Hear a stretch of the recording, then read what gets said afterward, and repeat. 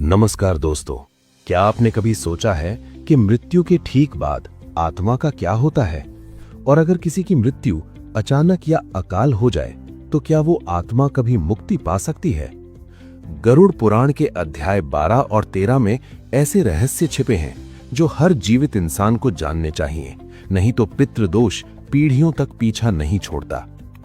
आज के इस वीडियो में हम जानेंगे कि मृत्यु के 11वें दिन और साल भर बाद किए जाने वाले श्राद्ध का असली सच क्या है।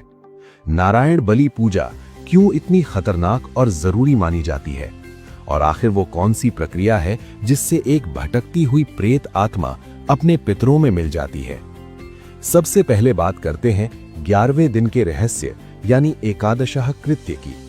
गरुड़ पुराण के अनुसार मृत्यु के बाद 10 दिनों तक आत्मा को एक सूक्ष्म शरीर प्राप्त होता है जिसे वायवीय शरीर कहते हैं। लेकिन असली खेल शुरू होता है 11वें दिन। इस दिन जो श्राद्ध और शय्यादान किया जाता है वो आत्मा के आगे के सफर का राशन पानी है।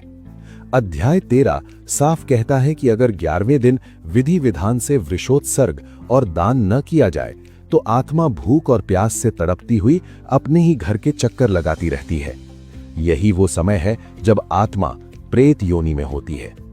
अब आता है सबसे महत्वपूर्ण सवाल, आत्मा पितृ कब बनती है?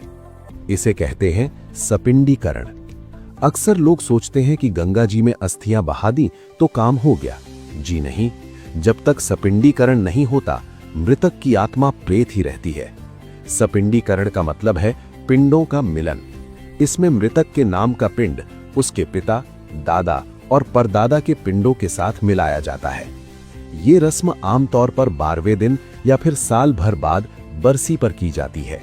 जब ये मिलन होता है तभी वो आत्मा प्रेत लोक से निकलकर पितृलोक में अपने पूर्वजों के साथ स्थान पाती है। लेकिन दोस्तों, यहाँ एक बहुत बड़ा ट्विस्ट है। क्या होगा अगर किसी की मौत नेचुरल नहीं हुई? अगर किसी की मृत्यु एक्सीडेंट में, जहर से, फांसी लगाकर, जलने से या सांप के काटने से हुई हो, या फिर किसी ने आत्महत्या की हो? शास्त्र कहते हैं कि ऐसी आत्माओं का साधारण श्राद्ध या पिंडदान नहीं किया जा सकता। ऐसी आत्माएं अतृप्त होकर भयंकर कष्ट भोगती हैं और परिवार में पितृदोष या प्रेत बाधा उत्पन्न करती हैं। इनके लिए गरुड़ पुराण में एक विशेष उपाय बताया गया है, नारायण बलि पूजा। नारायण बलि ही वो एकमात्र तरीका है जिससे अकाल मृत्यु को प्राप्त हुई आत्मा को भगवान विष्णु के धाम भेजा जा सकता है। इसमें भगवान विष्णु को ही मुख्य देवता मानकर श्राद्ध किया जाता है। ये पूजा 11वें दिन या फिर किसी योग्य ब्राह्मण के निर्देश पर तीर्थ स्थान में करानी चाहिए। याद रखिए, नारायण बलि के बिना अकाल मृत्यु मरने वाले की मुक्ति असंभव है। अंत में बात करते हैं बरसी यानी वार्षिक श्राद्ध की। 1 साल का समय आत्मा के लिए एक लंबी परीक्षा की तरह होता है।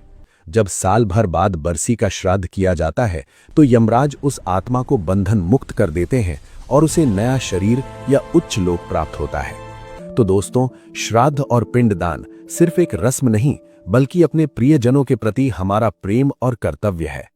अगर आपके जीवन में भी बिना वजह परेशानियां आ रही हैं तो एक बार अपनी कुंडली में पितृदोष की जांच जरूर कराएं और विधिवत नारायण बलि या श्राद्ध करें।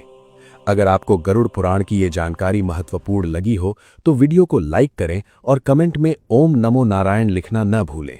हम मिलेंगे अगले वीडियो में एक और रहस्य के साथ।